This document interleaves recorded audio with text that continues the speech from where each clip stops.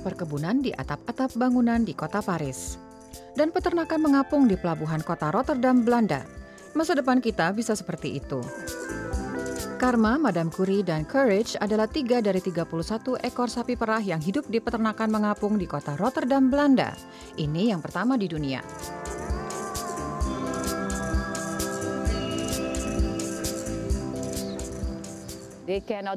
Sapi tidak bisa mual, tapi kami mempelajarinya di Universitas Kedokteran Hewan Utrecht apa mereka bisa mual. Ternyata tidak. Seperti bisa Anda lihat, sapi-sapi tenang dan rileks. Bulu mereka juga bercahaya, artinya mereka merasa senang. Sapi-sapi ini menghasilkan susu dalam jumlah besar dan bagus.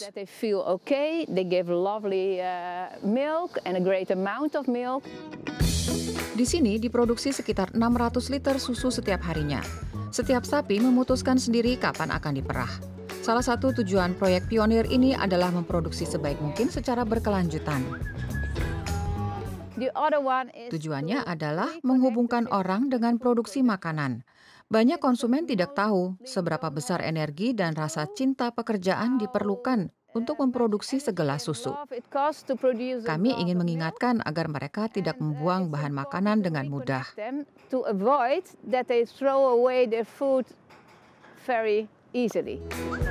Sampah perkotaan kini jadi makanan ternak berkualitas tinggi, yaitu potongan rumput dari lapangan sepak bola dan golf tak jauh dari sana. Juga kelebihan roti yang tidak terjual di toko roti lokal. Instalasi tenaga surya yang mengapung di air memberikan pasokan energi. Ide proyek ini tercetus di Amerika Serikat. Kami terlibat dalam sebuah proyek di New York City tahun 2012.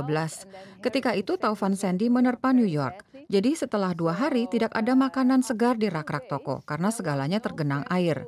Juga tidak ada truk yang bisa datang ke kota. Mitra kerja saya di sini menyadarinya. Kami menghadapi masalah besar ketika itu. And then Peter, my partner, he realized what's going on. We are, in deep trouble. Proyek di Rotterdam menunjukkan bagaimana pertanian perkotaan bisa berhasil dengan jalur transportasi yang pendek.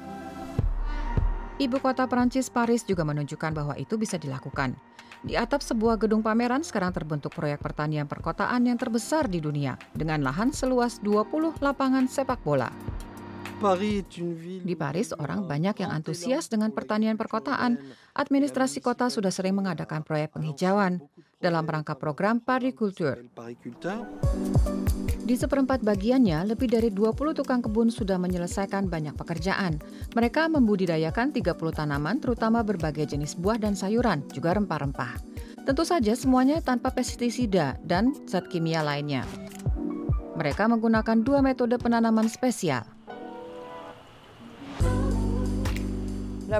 Metode pertama adalah aeroponik. Kami menempatkan sistem penanaman vertikal yang terdiri dari sejumlah pilar.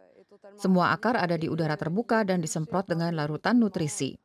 Metode kedua adalah sistem hidroponik.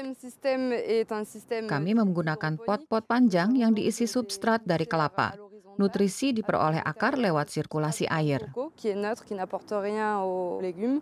De la même façon que l'aéroponie, les nutriments sont apportés dans l'eau avec un circuit d'eau fermé. Hasil panen akan terus ditingkatkan hingga proyek selesai sepenuhnya tahun 2022.